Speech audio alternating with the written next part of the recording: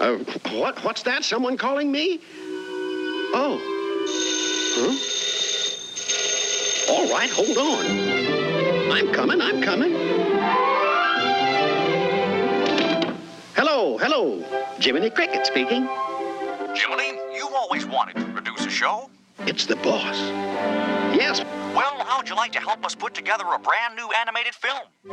Me? Yes, you. Make it a Christmas story and see if Mickey and the rest of the gang will come back and lend us a hand. Okay. Oh, and by the way, Jiminy, have a good show, but watch the budget. Oh, dear.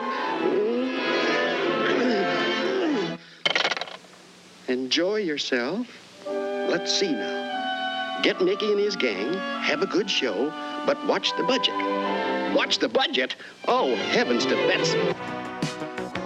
Walt Disney Studios, home to characters and stories spun from pure cinematic magic.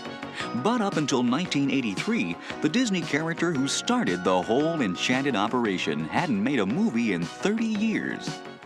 Get Mickey Mouse on the phone.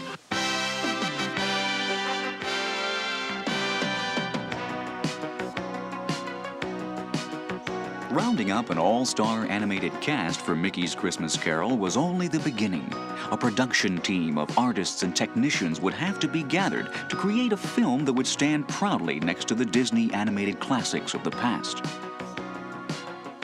Coordinating the team's efforts was the job of director Bernie Mattinson. Bernie started work in the studio mailroom the same year his star, Mickey, made his last big screen appearance in 1953.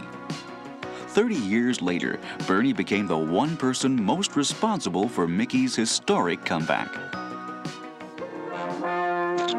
My job ostensibly was to just start the story going, get the individual pictures drawn, so we could see what we had. And then it became a thing where we have to get it right into production. So we had something like 3 or 4 weeks before we had to get it recorded and into work.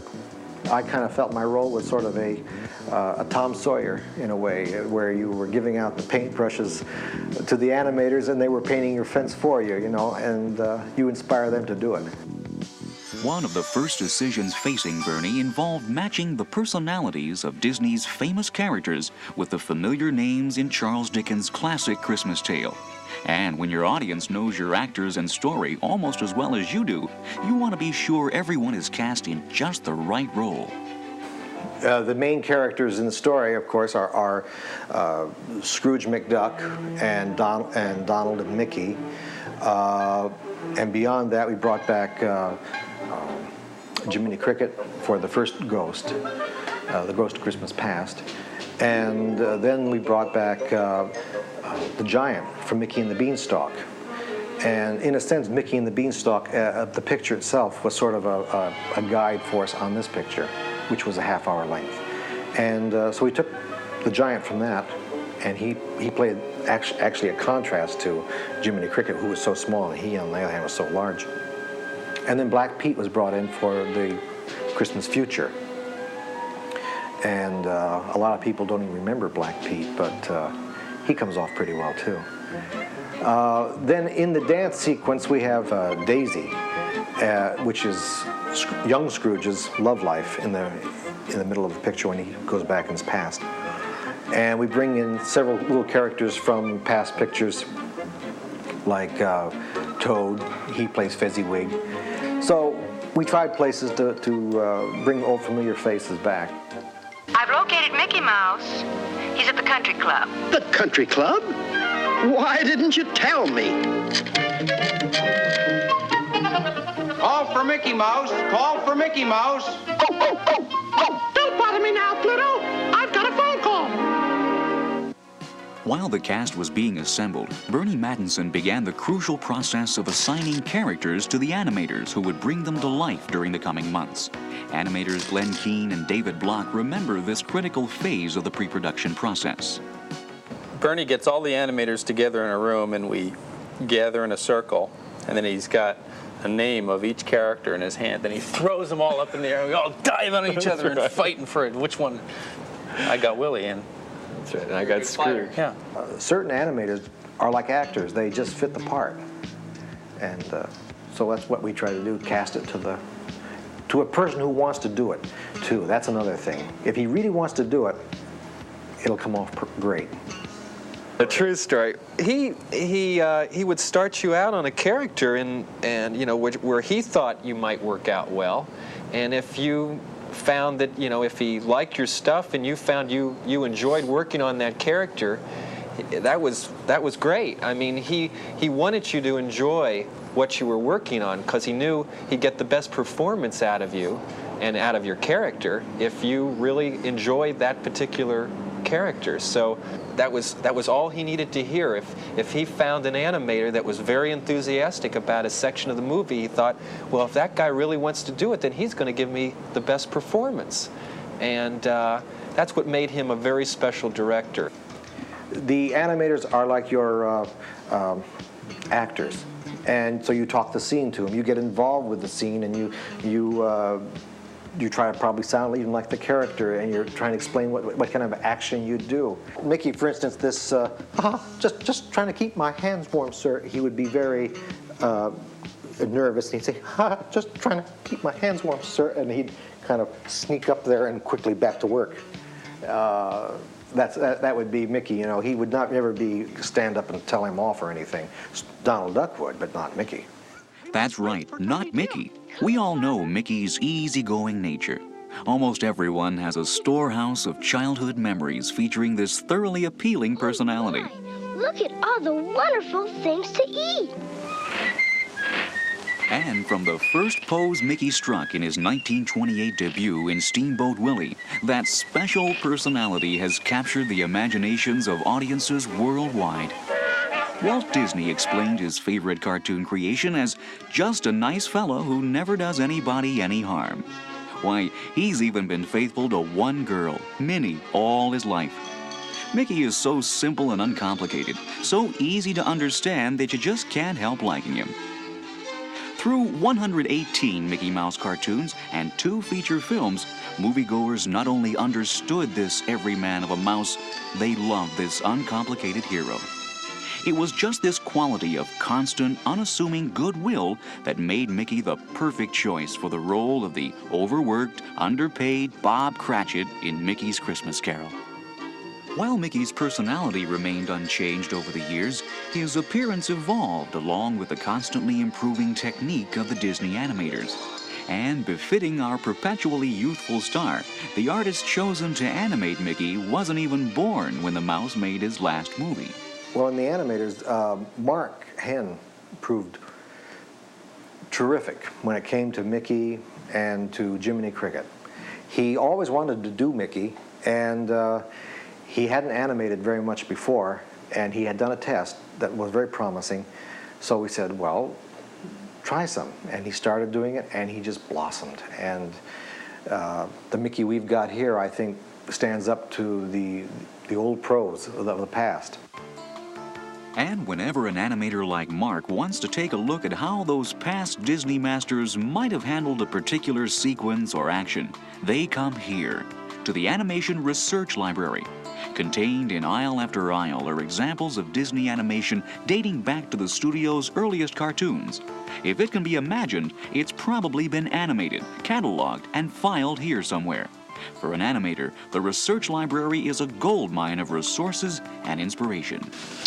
Well, I'm down here taking a look at a Mickey scene from Mickey and the Beanstalk that Freddie Moore had animated. Freddie was one of the top Mickey animators that the studio ever had. Matter of fact, he was fairly much responsible for the look and style of Mickey that we know today. And so he's kind of the pioneer of Mickey. What Freddie came up with was a lot more fluid shape in the body, and which allowed for a lot looser, freer kind of animation, a little more expressive in that sense. And then with the addition to the pupil eyes, then they were able to get a little more expression, than what they had with the shoe button eyes. But basically, that's the biggest change or evolution as far as Mickey goes. Well, he's become more than just a cartoon character, and I think that has a lot to do with it. And people think of him as a friend, and I think they're just happy to see him back again, you know. And I think that has a lot to do with the fact that he's just more than just the drawings on paper, you know, but he represents a style, a personality that, you know, a lot of people like. He's just a very likable person, and Mouse, and I think, you know, it's good to see him back at work again. I thought you were little. And like any other movie star since the dawn of talkies, Mickey's personality depends not only on how he looks, but how he sounds. Mickey Mouse? I hope you've heard of me. I hope. The familiar falsetto of the world's favorite mouse has been mastered by only 3 individuals during Mickey's career. Disney sound editor Wayne Allwine, the newest voice of Mickey, is making his big screen debut in Mickey's Christmas Carol. What? Merry Christmas, Mr. Scrooge! Well, won't you come in? Here's my speaking voice. I go up a little bit higher and a little bit higher, and oh boy, there he is, right there. Now I can go higher, or I can go lower. If you don't hit Mickey just right, here's an example. Oh boy, that's Mickey. Now if I go down here and go, oh boy, that's Mickey. Well, it's not quite right. Or if I go too high, oh boy, that's Mickey. It's not quite right. He sits in a very narrow area, and you've got to pinpoint him. Well said, Master Fred. I'm Mickey 3. I'm the 3rd person to do the voice, which implies to me there will be a Mickey 4. So somewhere out there, there's got to be somebody who will eventually fill my shoes as I filled Jimmy's. Start practicing. You never know. Nope, you never do. Wayne's predecessor was veteran Disney sound man Jimmy McDonald. Back during the making of Mickey and the Beanstalk, Jimmy too stepped into someone else's shoes. Walt called me. I was on the stage here, and his girl called me and said, "Can you come up? Walt wants to see you." It was in the middle of the Mickey and the Beanstalk, and I went up. He said, "I can't do it anymore. I'm just too busy." So he asked me if I could do a Mickey voice, and I tried it, and he said, "Yeah, that sounds pretty good." And so he said to the fellas there, "After this, call Jim. Don't call me. I'm too bloody busy." 20, 30, 40. Boy, what a lifeline. It wasn't, in either case, a situation where Jimmy and I solicited the part. It was sort of given to us. It's very, very strange, though. The succession goes from Walt to Jimmy, who was a sound effects man, to myself, who was another sound effects man. And strangely enough, it just happened to be the fellow they picked to learn Jim's job as a sound effects. I know that one day I was doing something, and Walt came on the dialogue stage, and I was doing something, and when Walt left, he turned around to the fellows and he said, "Hey, don't forget I do Mickey's voice, too." Oddly enough, one of the most famous voices heard in Mickey's Christmas Carol is also one of the hardest to understand, and it's even harder to imitate.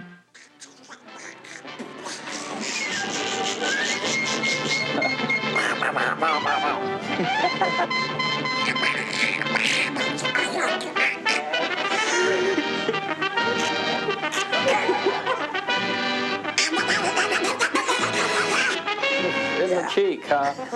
Quack, quack, quack.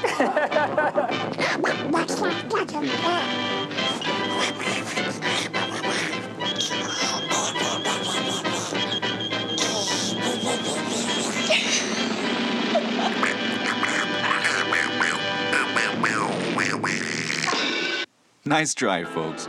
But no one rivals the original voice of Donald Duck when it comes to sounding mad. Don't get mad. I never get mad. No, you never get mad. That's right. I'm an actor. You're an actor, and that explains it all. For Donald's entire 50-year showbiz career, Clarence Ducky Nash has supplied the unforgettable squawk behind the world's favorite feathered hothead. He has all the, attributes of a human being who expresses sorrow, sadness, and a little mischief, a lot of laughter. Now here's your trick. Slow down, boys. Yeah, we're pals. That's right. Ducky and Donald debuted in a Disney cartoon titled The Wise Little Hen in 1934, and they've been quacking up audiences around the world ever since. Unlike Mickey, no one ever accused Donald of being just a nice guy. The style and temperament of this volatile duck made him a character the Disney animators could really stretch their wings with. Donald's quick boiling temper and unmistakable voice made him an all-time favorite with audiences, too. He starred in no less than 128 cartoons and in some of Disney's most innovative animated features. In 1937, Donald co-starred with the lovely Donna Duck, who later became Daisy Duck and became a calming influence in Donald's hectic life. A good thing, too, because 1 year later, 3 mischievous new arrivals entered the picture, Donald's nephews. Clearly, Donald was a character audiences could sympathize with. But would there be a spot for an irascible star like Donald in Mickey's new film? Oh, there's a nice part for you, too, my fine-feathered friend. Donald? Don't tell me Donald is... Yes, Mr. Cricket. Donald's on vacation. Oh, no. I'm afraid so, Mr. Cricket. Oh, the problems of a producer. Good dog, sure hand. Donald, how nice of you to return. Don't bother me, you little stuffed butterfly. I'm on my vacation. Donald, my boy, this show will be a vacation. With Donald about to be offered the role of nephew Fred, the team turned its energy to the part of Ebenezer Scrooge. In an inspired bit of typecasting, the role went to Disney's money-loving star Scrooge McDuck. Well, I did primarily Scrooge in the picture, and he became more fun as we got deeper into the movie, because in the early part of the picture he's supposed to be real crotchety and real miserly, and I found myself just getting into the character. I was sitting at my desk all hunched over so much because he was kind of in that attitude a lot. And then as he gets into the bedroom sequence where he's talking to Jiminy Cricket, I did all the Scrooges in that section, and he loosens up a little bit. And then at the end, when he gets the Christmas spirit, he's real happy. And I enjoyed that more because he had more vitality, and he was a real go-getter at the end. And so I sort of used to go home in the early going with stiff necks, and by the end of the picture, he was in a good mood, so I used to go home in a good mood. The voice of Scrooge was provided by film and TV veteran Alan Young, who brought a special interest of his own to the production. I guess about 5 years ago, my partner and I, Alan Dinehart, wrote a comedy version of Dickens' Christmas Carol for records. And I did most of the voices. Alan did some, my other partner Alan did some. And we thought that was the end of it. Until one day I heard somebody was auditioning for the voice of Scrooge McDuck. And he said, "Could you teach me how to do a Scottish accent?" And I said, "Sure, I will." And I picked up the script, and it was something I'd written. So I called up the studios, and I said, "Won't you audition me too?" And they said, "Oh, would you like to do it?" I said, "Certainly would." And that was that. He always was a little peculiar and stubborn. I was born in Tynemouth and moved to Edinburgh when I was about 6 years old, raised in a Scottish community, and I fought to get rid of my accent when I came to America. And now I can get it back fairly easily. What's this world coming to, Cratchit? You work all your life to get money, and people want you to give it away. Bah humbug to Christmas. And that's Scrooge McDuck. Oh, he's naughty, he's nasty, but he changes. I worked on Scrooge, Donald, and Jiminy. And Jiminy's just a real bright, perky kind of character, and he's a good contrast to Scrooge, especially in that part of the picture where they're in the bedrooms. Jiminy is trying to sort of instill some Christmas spirit into him, and Scrooge is just the cynic. Why, I'm the ghost of Christmas past. Oh, I thought you'd be taller. Listen, Scrooge, if men were measured by kindness, you'd be no bigger than a speck of dust. Kindness is of little use in this world.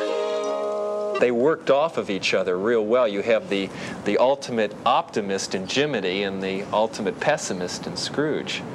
And you worked on Goofy and Willie. Yeah.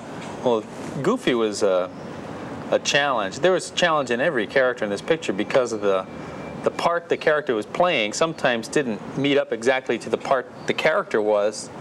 You know what I'm saying? Like Goofy is a fumbling, bumbling idiot type of a character, but he had to play Marley, who has to scare Scrooge somehow. And so that was a big problem. You know, how are we going to get this funny character to be frightening to Scrooge? And that was, I think we handled it successfully. Ebenezer, remember when I was alive, I robbed the widows and swindled the poor? Yes, and all in the same day. Oh, you had class, Jacob. Yep. No, I was wrong. And so as punishment, I'm forced to carry these heavy chains through eternity. Maybe even longer. There's no hope. I'm doomed. Doomed.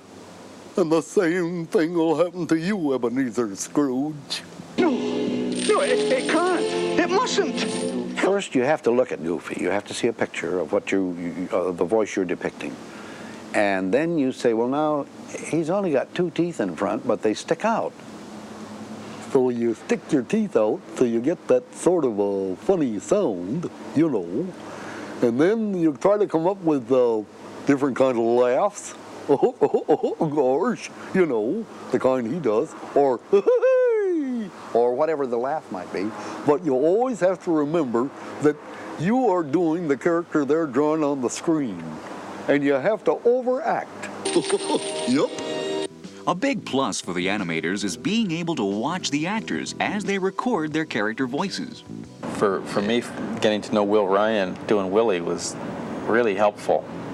Just because I guess there was so much life that I could see in him in person, you know, that he was putting into the character. It was, you know, I knew I had to at least get that much into Willie. For Willie the Giant, when I was asked to audition for that part, I went back and looked at Fun and Fancy Free, the Mickey and the Beanstalk sequence, where Billy Gilbert did the voice of Willie the Giant. Well, one of the lines, for example, was Scrooge is describing some food that's surrounding him, so I thought it would be nice to pull a line from the original film and have Willie say, and don't forget the chocolate pot roast with smashio.